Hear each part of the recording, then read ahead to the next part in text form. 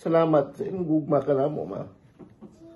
Salamat nga ipanaw ka nga wala minimum problema, ha. Kay imong giandam ang tanan. Gusto nda ko muli pero di gyud mahimo, ma. Pasensya na, mama. Ang huling istorya nato katong nag long distance me sa imo, ha. Gikumusta pati ka. Ingon ka okay lang ka, pero kabalo ko nga dili ka okay. Mo na day ako kabalo nga mo na day to'y huling pag-usap na to.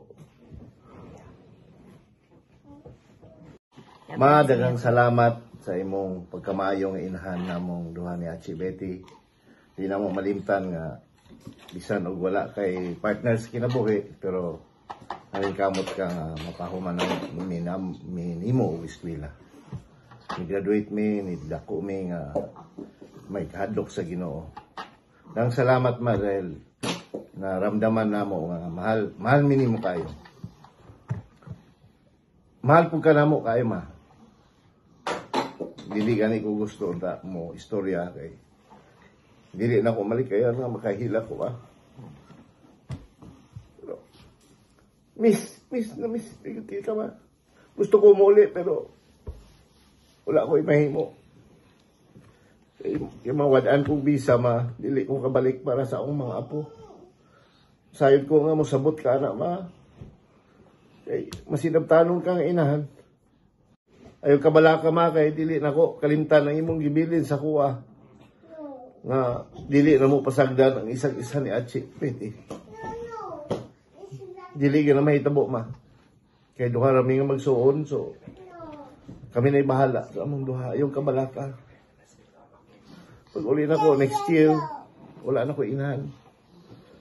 Mamiss na ko ang panahon nga, muana kong imos. Na ako'y hingukan nga inahan. Na ako'y paputlan o buhok. Mamiss na ko ng tanan, ma.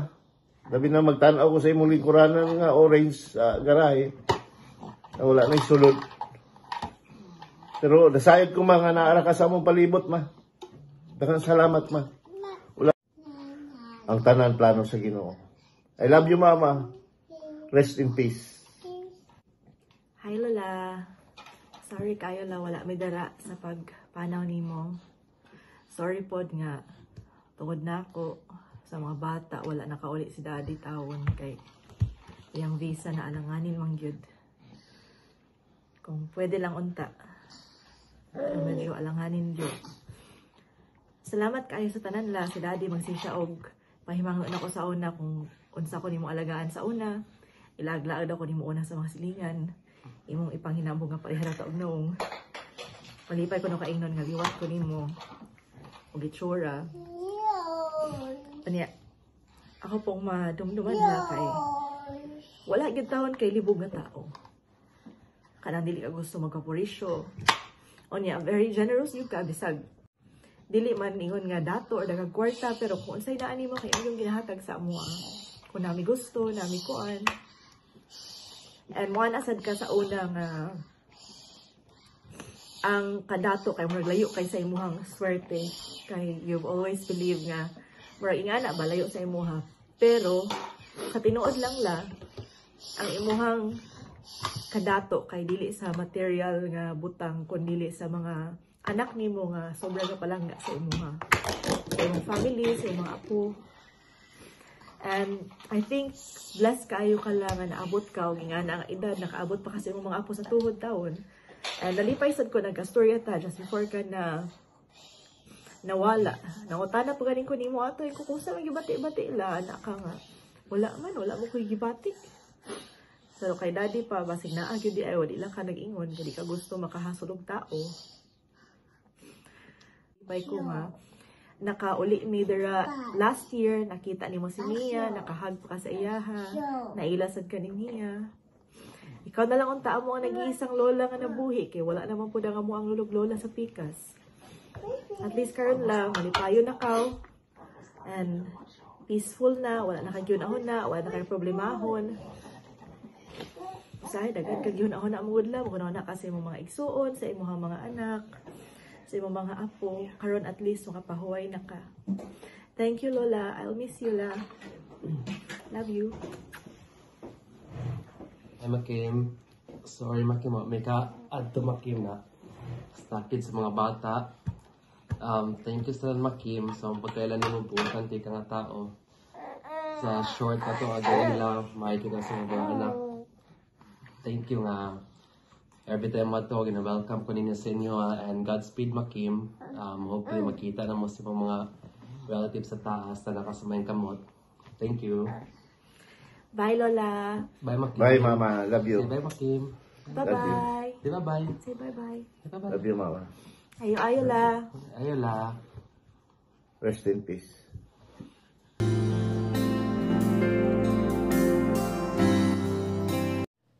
Si Mama Kim, she's an amazing woman. Wala kang masasabi sa kanya. Napakabait, mapagmahal, maaruga, maalalahanin. Sa mga katangian niya yan, na mahirap mo hanapin sa ibang mother-in-law. Kasi marami akong naririnig na ang yung mga mother-in-law nila, ayaw sila o ganyan. Pero si Mama Kim, no, iba siya. Iba. Napakabait. Wala kang masabi. Wala talaga kang masabi sa kanya. So para sa mga hindi nakakaalam, si Mama Kim ay nakatira din sa amin ng mga ilang taon din yon. Kaya nakilala ko talaga si Mama Kim kung gaano siya kabait. At saka kahit never ko pang na-experience na nasigawan ni Mama Kim o napagalitan. Minsan nga mag-aaway kami mag-asawa kasi hindi mo man talaga maiwasan yan na may hindi pagkaintindihan ng mag-asawa, ako pang ang papanigan niya. Pagagalitan pa niya yung anak niya na wag daw siyang ganyan sa akin o ganon. Pero ang asawa ko naman hindi naman siya, wala din naman akong naging problema sa asawa ko dahil mabait din naman. Pero at alam niya kung gaano siya kalab ng kanyang mga anak. At saka, I love you Mama Kim. Have peace. Huwag ko nang mag-alala dito sa mga naiwan dito sa amin. Okay lang kami ma. Okay lang kami. Huwag ka mag-alala. Magpahinga ka na. Magpahinga ka na ng maayos. No more pains. Wala nang pag-alala. Dahil nag-alala ka sa mga anak mo, sa asawa ko. Okay lang si Manima. Huwag kang mag-alala kasi inalagaan ko ang asawa ko. At saka uuwi na rin ako ma. Para magsama na kami. Salamat sa lahat.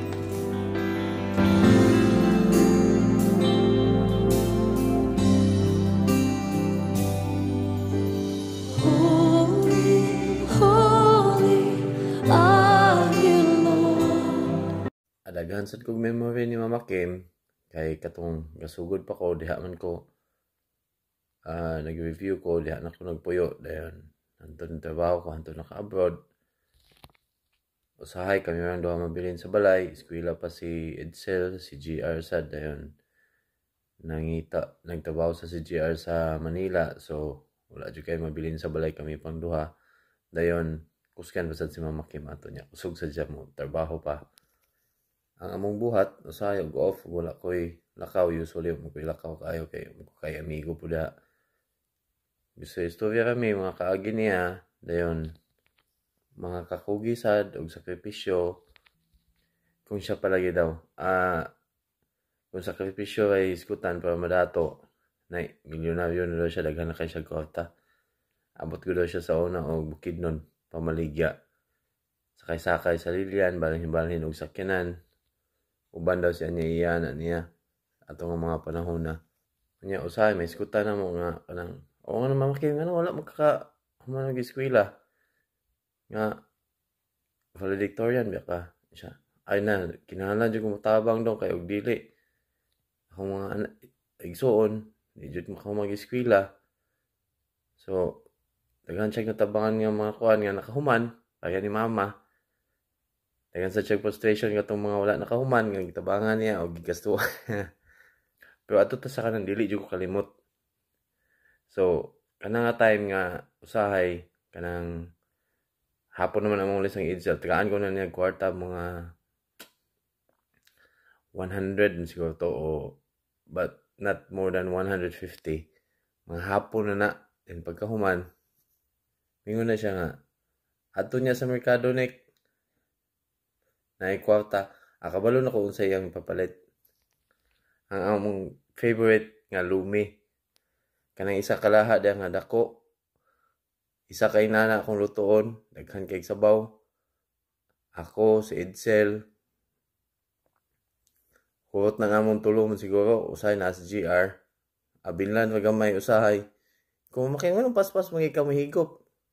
Siya mahutan mo kung yung tulog, yung duhagod. Kusog kayo mo mga on. Nya pagkahuman, mamig na sa sauna kay perting dulo sa singot. Pero busog kayo, ingon siya. Ug sunod na po dong ha, iniguan, kay dili na to ni adlaw-adlawon, kay mag-high blood tani. The whole earth is filled with your glory. Lord, remind me how brief my time on earth will be. Remind me my days are numbered and that my life is fleeing away. I am here on earth for just a little while. It's Psalm 119, verse 19. Well, my name is Melody, fondly called as Inday Wicarion, and I'm the sister of Mary Lou Dua, fondly called as Manang Kim, or to her children, nephews, nieces, they call her Mama Kim. Well, first of all, I want to say greetings in the name of the Almighty God. All glory and praise to the loving God who made heaven and earth and who is the source of everything. I lost a sister, my second mom, and my confidant. My children losses their Mama Kim. We surely will miss her. Manang Kim is my second mom was my second mom to me, being the oldest and me being the youngest. As we grew up staying with her, when she got married, we were sent by our parents to study in Chinese school. And I remember I slept in the room when she was on her family way. She bore that little baby boy, but Nixon, he died. So I was so jealous. Kaagaw ko sa pansin. Then came Betty and Manuel, and it was time for me to go back to my parents to continue my elementary education. She has to deal with me when I was young. I was a little girl, a very sickly and asthmatic, but healthy in size. I was already then chubby at that time. She was a single mom. She supported her children by working in 2 logging companies owned by the Chinese. And because she was a bilingual, she speaks local dialects, 2 or 3, Chinese language, and English, and surely Tagalog. She was very smart. She was very smart, honor student and orator at that time. I remember when I was in my high school days, she trained me in oration. So that helps me, one, at that time, a member of the student body council, and not only that, when it was time for me to serve my kababayan, helps me also in the barangay Kagawad, municipal councilor, and as well as vice mayorship. So we will miss you, Manang Kim, as I have not seen you in person for many years now. But it's okay. The assurance that you are now united with the Almighty God, with our parents and grandparents, our friends and relatives. Ipangumusta niya ko nila